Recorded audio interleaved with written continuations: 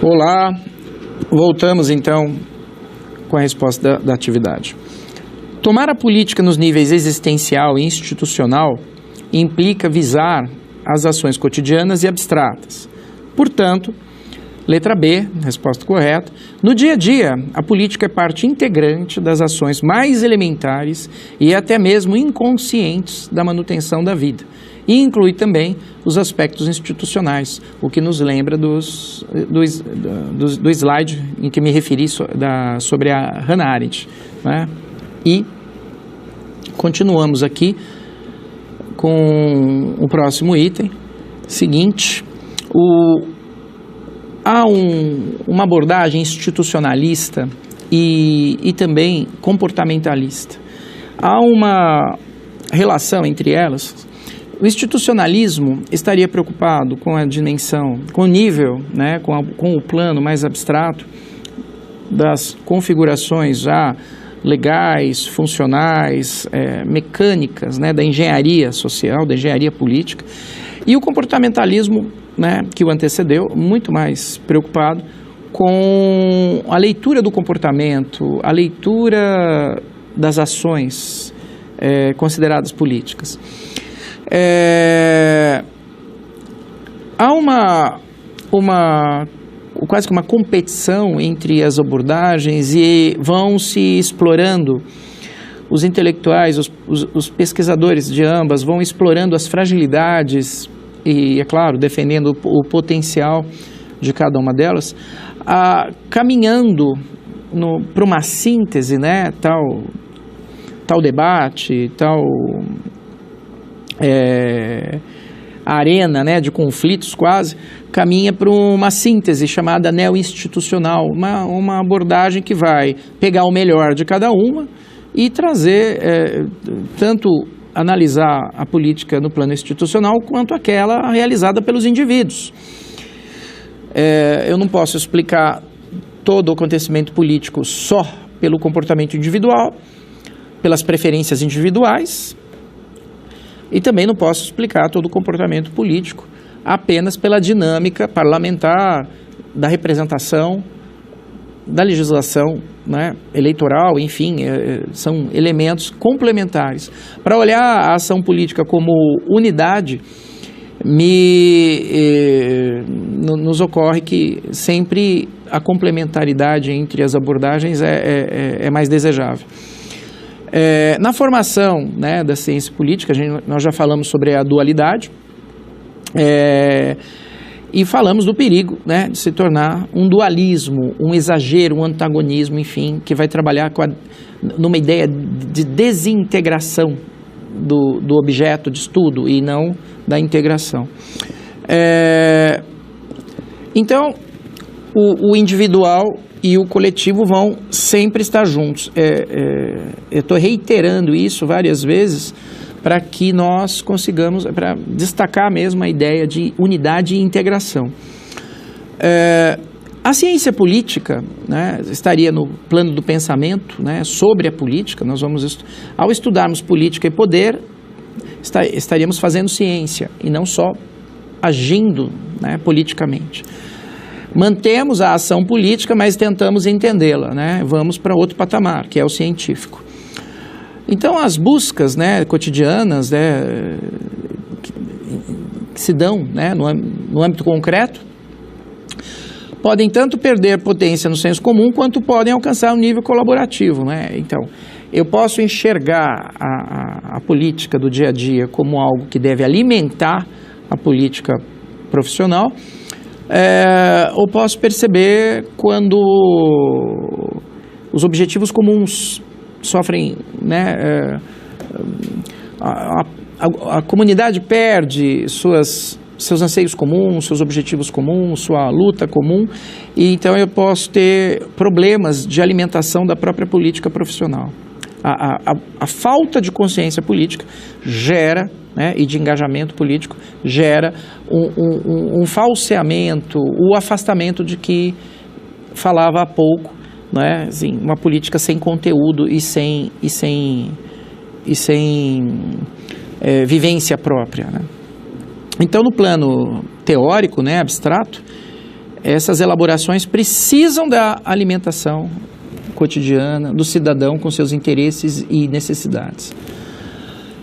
Então, viver sendo fenômeno existencial, anterior a tudo, né, é preciso, então, a própria vida, né, ser consultada e estar presente nas organizações políticas que nós construímos.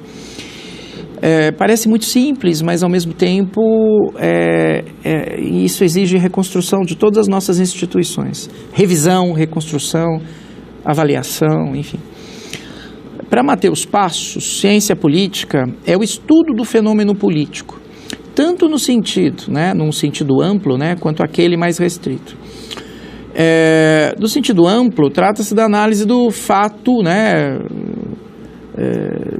a política em todos os âmbitos. E no sentido mais restrito, né, a gente vai estudar o Estado, vai estudar o aparato, né, o aparelho de Estado, enfim, como vai aparecer daqui a pouco. O mesmo autor, ele vai discutindo a ideia de cidade como sendo muito própria ao nascimento mesmo da política, né? Política, etimologicamente, está ligada à ideia de polis, que é cidade, como lugar de fazer política, lugar público, o lugar em que se discute, o lugar que se encaminha o modo como as soluções vão acontecer, ou seja, a política. O lugar como os cidadãos diziam, né, para os seus governantes o que era para ser feito. E em qualquer que seja o plano, né, esse da política cotidiana e o plano estatal, institucional e tendo o Estado como uma forma institucional, eles devem ser percebidos como nesse movimento de troca, né, mútua, de realimentação de um pelo outro. E mesmo correndo o risco de ser óbvio, né, o saber sobre essa política, né, tanto clássico como contemporâneo, ele também é politizado, né, ou seja, fazer política é inerente a todos nós, concretamente ou institucionalmente. Estudar política também é um fato político e envolve conteúdos e não é neutro, né, de maneira alguma. Então a política é prática, ela no dia a dia sendo feita é um evento, é um acontecimento prático, mas quando nós vamos nos perguntar sobre as suas intenções, sobre a direção que ela visa tomar, os seus pontos de partida e de chegada, ela se torna objeto de interesse científico e filosófico. A filosofia política, né, que antecede a própria ciência política, ela nasce como uma reflexão e os maiores pensadores da política são filósofos, né, reconhecidos como filósofos, seja Platão, seja Aristóteles, Santo Agostinho, Maquiavel, enfim, personagens que estão na nossa lista de abordagem que vão ser discutidos mais à frente. Nesse sentido, né, a ciência política se diferencia da filosofia política de um modo bem simples. Há uma distinção que é que a ciência política é um evento moderno, um evento, né, com esse nome do século XIX, porque coincide com a formação de todas as outras ciências modernas, né, ciências sociais, ciências humanas, enfim, e tem a ver com pensamento universitário, uma disciplina, né, de estudo. Então, a filosofia política é a reflexão, desde a antiguidade, sobre a organização política do poder. Tá? E, então, Matheus Passos vai, né, nos repete aí a ideia, né, da existência da instituição. E um distintivo, né, importante é esse que ele coloca, né, da diferença entre filosofia política e ciência política, acho que ajuda a marcar, destacando bem, que segundo ele é que filosofia trata do que deve ser, é um pensamento projetivo, é um pensamento de necessidade, né? E a ciência trata do que é, né? A ciência explica como as coisas aconteceram.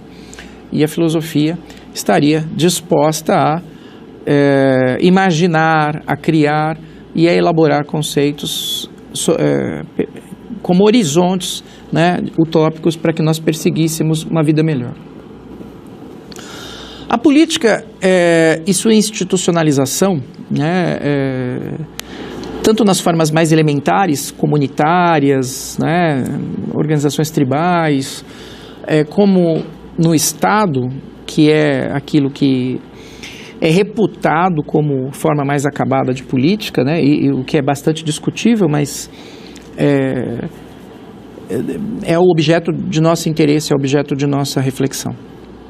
Para Paul-Claval, a vida social limita-se, né, quando não institucionalizada, a sistemas mais estreitos.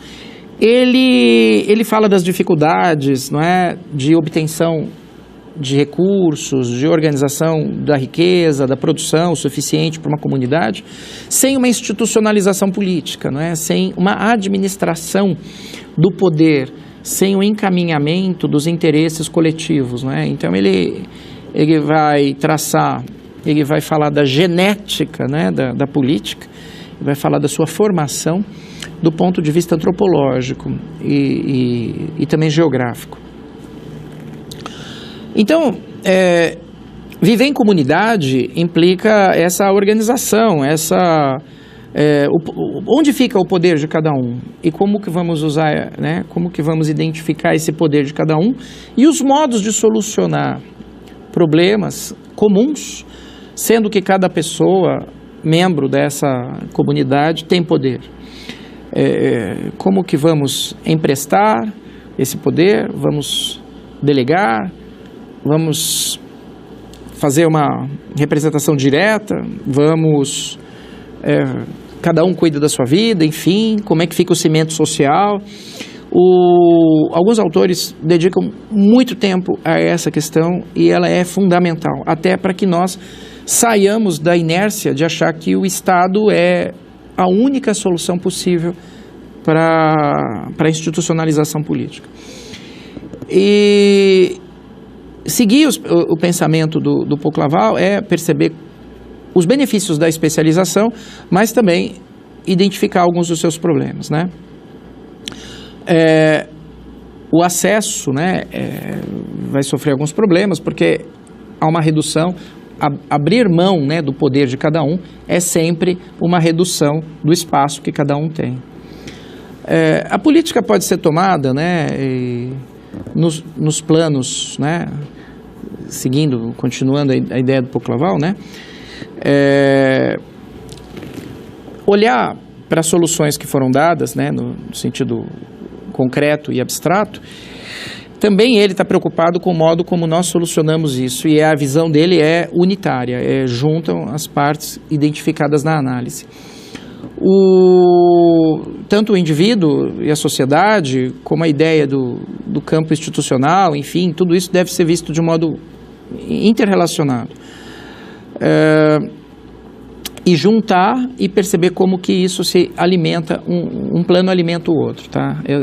Estou reiterando porque realmente é muito importante. Os contratualistas resolvem isso com esse pacto que nós fazemos entre todos nós para que seja possível viver sem nos matarmos, né, e preservando o outro, aquilo que ele tem, aquilo que ele quer. Também é preciso, né, procurar um momento muito anterior à própria antiguidade consagrada como, né, objeto de interesse, né? Nós começamos a pensar a construção humana com a história, não é? Com as sociedades escritas, né? As sociedades que deixaram escrita. O Luiz Fernando da Silva Pinto, ele nos convida, ele escreve um livro bastante instigante.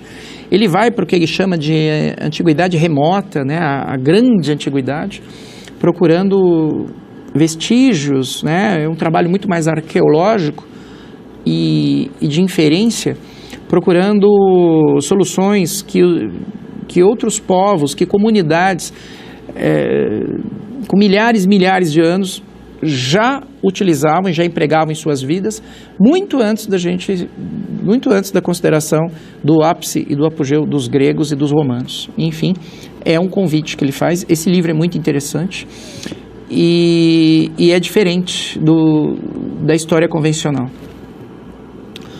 Passamos então para a interatividade. Assinale a alternativa correta sobre filosofia política e ciência política. O plano do comportamento, né, letra A. O plano do comportamento e da vida cotidiana apresenta a política mais primeira, né, no sentido da urgência e da ubiquidade, né. Letra B. As políticas institucional e cotidiana são dissociadas. Letra C. A política institucional dos profissionais da política é desnecessária. Letra D. Os comportamentos individuais não sofrem influências dos processos políticos instituídos. Letra E.